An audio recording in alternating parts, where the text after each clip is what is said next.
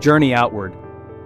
Imagine being on a ship sailing into uncharted waters, leaving the familiar coastline behind for an endless ocean. That's essentially what the Voyager probes were doing. After their spectacular planetary flybys throughout the 1980s gave us our first intimate views of the gas giants and their dozens of moons, the Voyagers just kept going. Their trajectory was carrying them towards the edge of the sun's influence, a theoretical boundary that no one had ever directly observed.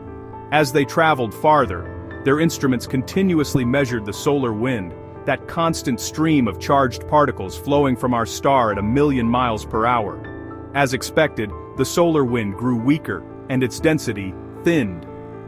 This data was crucial for scientists like Dr. Alan Cummings, a cosmic ray physicist at Caltech who has been with the Voyager mission since its inception. He and his colleagues were watching for the moment the solar wind would finally succumb to the interstellar medium, the tenuous mix of gas, dust, and plasma that fills the space between stars. The journey was long, and the signals grew fainter, but the anticipation within the scientific community was immense. These probes were about to answer one of the most fundamental questions we have: where does our solar system truly end?